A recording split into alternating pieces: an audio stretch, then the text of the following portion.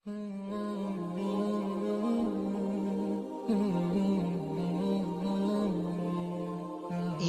ہو ہی نہیں سکتا کہ دل میں ایمان رکھنے والا انسان آیات میراث پڑھے اور عمل کے لیے آمادہ نہ ہو۔ میرے عزیزو، میراث کے بارے میں اللہ کے ایک حکم کے سلسلے میں حیلے بہانوں سے کام لینے والوں کے بارے میں جہنم کی سخت وعید بھی وارد ہوئی ہے، جیسا کہ رب العالمین نے قرآن میں ارشاد فرمایا وَمَن يَعْصِ اللَّهَ وَرَسُولَهُ وَيَتَعَدَّ حُدُودَهُ يُدْخِلْهُ نَارًا خَالِدًا فِيهَا وَلَهُ عَذَابٌ مُهِينٌ۔ آپ اللہ کے اس ارشاد میں غور فرمائیں، یوصیکم اللہ فی اولادکم للذکر مثل حظ الانثیین، یعنی لڑکے کو دو لڑکیوں کے برابر حصہ ملے گا۔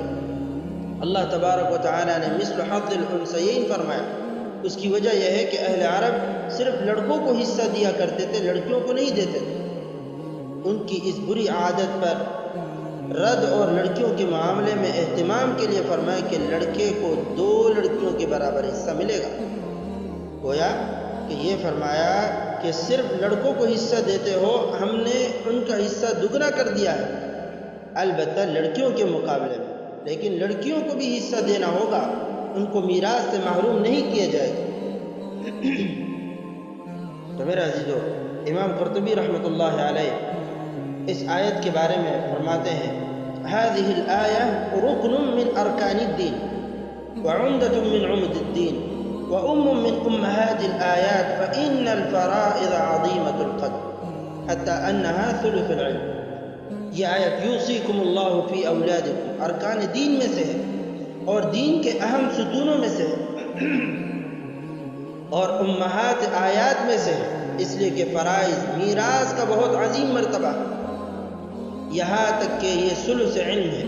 اس آیت کریمہ میں میراث کے احکام بیان فرمانے کے بعد اس کے اخیر میں اللہ تعالیٰ نے یہ ارشاد فرمایا تلک حدود اللہ، یہ میراث کے احکام اللہ کے بیان کردہ حدود ہے۔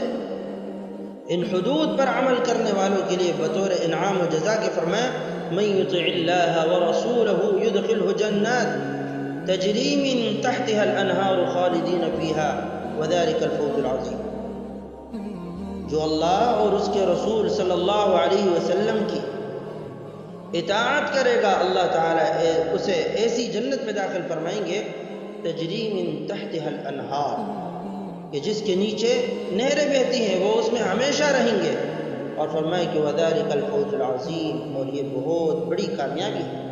میراث کے سلسلے میں اللہ کے بیان کردہ احکامات پر عمل نہ کرنے والوں کے لیے آگ اور ذلت کا عذاب ہوگا۔ اللہ کا فرمان ہے وَمَن يَعْصِ اللَّهَ وَرَسُولَهُ وَيَتَعَدَّ حُدُودَهُ يُدْخِلْهُ نَارًا خَالِدًا فِيهَا وَلَهُ عَذَابٌ مُهِينٌ۔ جو اللہ اور اس کے رسول صلی اللہ علیہ وسلم کی نافرمانی کرتا ہے اور اس کے بیان کردہ حدود سے تجاوز کرتا ہے، اللہ تعالیٰ اس کو آگ میں داخل کر دیں گے۔ فرمایا وَلَهُ عَذَابٌ خَالِدًا فِيهَا وَلَهُ عَذَابٌ، جہاں وہ ہمیشہ رہے گا اور اس کے لیے ذلت آمیز عذاب۔ تو میرے عزیزو، یہ بات بھی یاد رکھیں کہ میراث کا علم شریعت میں نہ صرف مطلوب ہے بلکہ اس کی بہت زیادہ اہمیت بھی ہے۔ حضور صلی اللہ علیہ وسلم نے اسے نصف العلم قرار دیا۔ رسول اللہ صلی اللہ علیہ وسلم نے فرمایا تعلموا الفرائض وعلموا الناس فإنه نصف العلم وهو أول شيء ينسى وهو أول شيء ينتزع من أمتي۔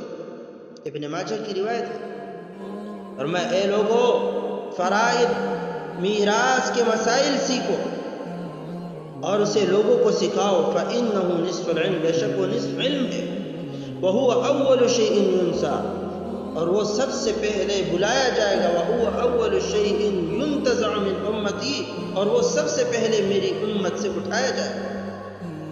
نبی اکرم صلی اللہ علیہ وسلم نے میرے عزیزو علم فرائض کو نصف علم قرار دیا ہے۔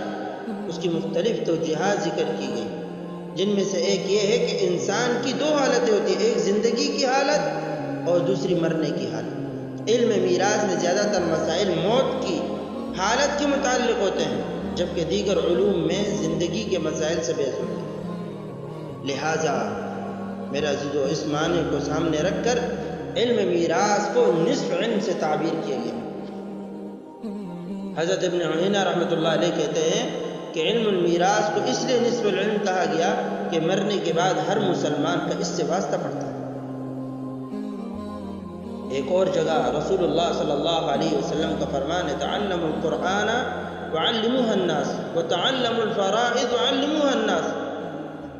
رسول اللہ صلی اللہ علیہ وسلم نے فرمایا قرآن سیکھو اور لوگوں کو سکھاؤ، میراث کو سیکھو اور لوگوں کو سکھاؤ۔ اور رسول اللہ صلی اللہ علیہ وسلم نے فرمایا یقیناً میں دنیا سے رخصت ہو جاؤں، قرآن اور میراث کا علم اٹھا لیا جائے گا۔ وَتَظْهَرُ الْفِتَنَ فرمایا، اور رسول اللہ صلی اللہ علیہ وسلم نے فرمایا فتنے ظاہر ہو جائیں گے، اور عن قریب وراثت کی تقسیم میں دو لوگوں کے مابین جھگڑا ہو جائے تو ان کے درمیان فیصلہ کرنے والا کوئی نہ ملے۔ یاد رکھیے میرے عزیزوں، اس میراث کا حکم اللہ اور اللہ کے رسول صلی اللہ علیہ وسلم کو، اس میں کوتاہی نہ برتے اور اللہ سے ڈرتے رہے۔ تعلموا الفرائض، اس میراث کا علم اسی کے علماء کے ساتھ بیٹھے، علماء سے کہیں کہ آپ ہمیں میراث کا علم سکھائیں، ہمیں سیکھنا ہے، ہمیں شوق ہے کہ ہم میراث کا علم سیکھیں۔